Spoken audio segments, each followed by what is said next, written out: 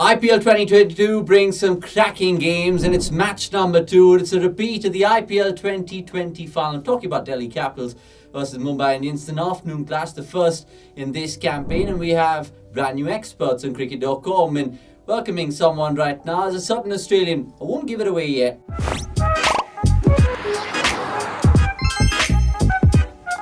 Yep, you're watching this match preview with me, Avnish Hegde, and we've got Dirk Nannes on board, one of my favourite ever IPL players. The reason I'm saying that is because the poor man got injured. We got Chris Gale in terms of an RCB fan perspective, that is, and the rest they say is history. Dirk, first and foremost, welcome to cricket.com. How are you?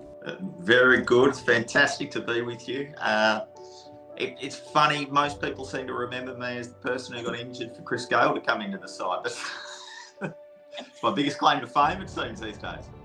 Just a little bit of banter to get off to a perfect start, should we say? Because look, at the end of the day, we've got you to pick your brain in terms of all the IPL insights. But first and foremost, because you played for Delhi Daredevils a long time ago, what were your memories playing for them? Because there was a fantastic squad of players. You, Glenn McGrath, there's of course others who come to mind in terms of Sehwag, De Villiers, the names go on.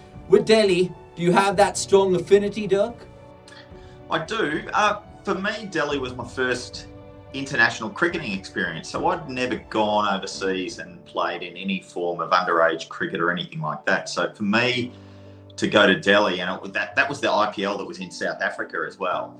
Yeah. So for me to go over there was a massive experience. I'd never played international cricket at that stage, and I was really fortunate because I had some like-minded people or people from the same background as me. Andrew McDonald, Greg Shippard was the coach at that stage. So there was a familiarity there for me. So it was a really good introduction. But what a team. It was great fun. We played really good cricket for a long period. We couldn't win a title. It didn't help that I got whacked for 5 fours off the first over in my semi-final when we finished on top and got knocked out. But yeah, it's really special memories at Delhi. Yeah, I mean, I didn't want to go to that particular episode of those 5 back-to-back boundaries, but look, it's all, essentially it's good to have you because look, at the end of the day, it's IPL 2022 and we've got you for the Delhi versus Mumbai clash, so let's get straight into it because in terms of head-to-head between these two juggernauts, it's even Stevens. I mean, sometimes Mumbai might think to themselves that Delhi is their bogey team. Do you look at it that way? I don't see it as a bogey team. I do see them as two powerhouses of the competition, and I always found Mumbai were particularly difficult to beat at home, but then the real contrasting styles of the way the two grounds play, the Firozshah was completely different, and Delhi were pretty successful up there. But I just always felt as though any team I played for, Mumbai were the team that would come out and belt you at least one game of the season. So it doesn't surprise at all, really, when you look at it on paper and the two teams are pretty close to each other. Let's get straight into the probable 11s because, look, Delhi Capitals will be missing David Warner and some other names, but we've sent you our playing 11 in terms of what the CDC think tank thinks. And do you agree with us in terms of this 11 on paper with a few new names to add to the mix? I think that's going to be familiar across every single team because it's expanded to 10 sides. I think you are always going to have a few people that are untested and untried. I think the problem really for Delhi are the massive outs. They've got huge outs for this game. Warner, Marsh, Nokia, Mustafiza, Lungi, the huge international names that are missing. And so it's going to be really hard for them to sort of patch over all the cracks and do their best as they can. So they're going to be really struggling in terms of their depth.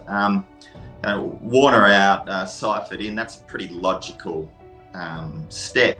But below that, the team that I initially had on paper is slightly different to yours, but it's a challenge to try and piece together a team. And I guess that's one of the challenges of Ricky Ponting's role is to try and make these players who are coming into a side believe that they belong. And I guess a benefit for Delhi is that Ricky Ponting is so good at that. Shane Watson by his side, they're really good. They're good people, good people persons. And they'll be really good at that. But there's huge gaps to fill all down that list, and they need these sort of maybe players to really step up and perform. Yeah, I mean, the proof's in the pudding, because the last 3 years, Delhi Capitals have always kind of competed in much more, but they've not been able to cross the line. So hopefully 2022 is a special year for them fans. But look, it's a tough start for them on paper in terms of fixtures. They take on the Mumbai Indians. Speaking of whom, let's take a look at their probable 11 next, because look, they've retained the likes of Rohit Sharma, which is a no-brainer, Suryakumar Yadav, Kieran Pollard. You have those familiar names, but they also have new additions in someone like Tim David, who might get the nod. He's done fantastically well in the recent PSL. What do you make of the Mumbai squad, and what are your first thoughts when you look at this team on paper?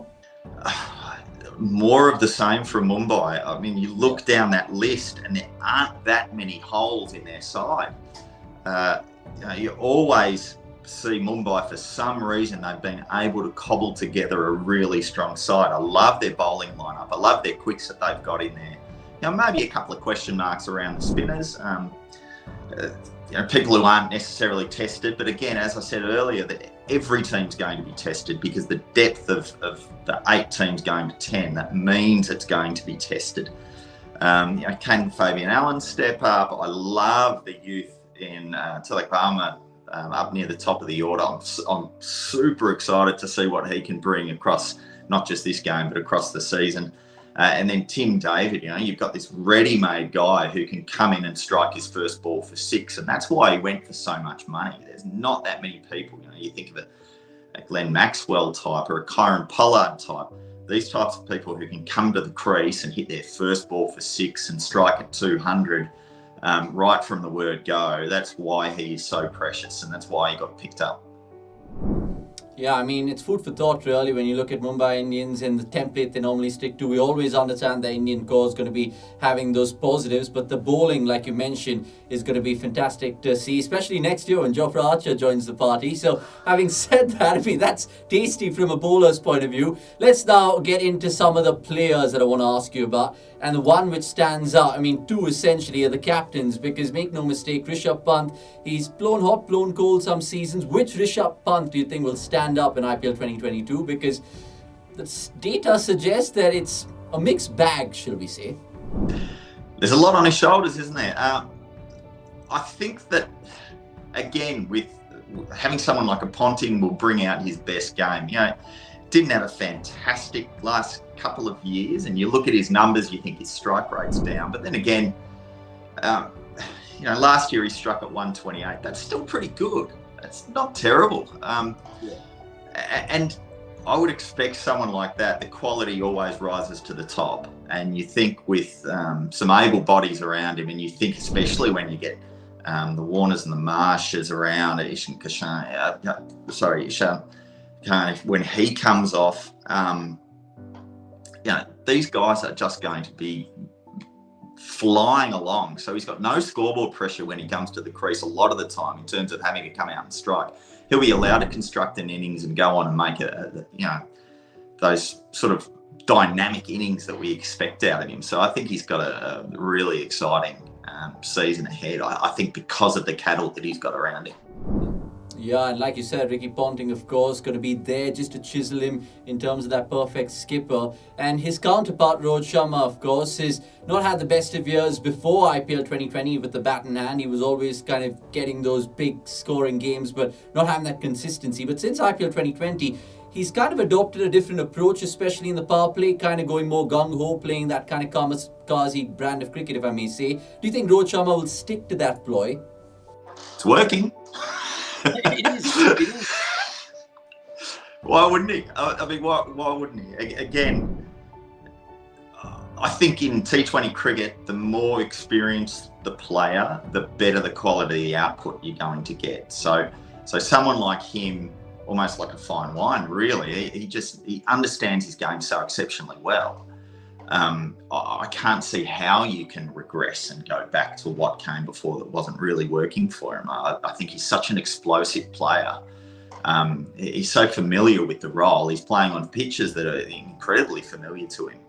I think he, again, it seems to be every single year, and he just seems to be ageless, I guess, as well, Rohit Sharma, but he's going to do it again. And that's just my expectation because I've never seen anything else.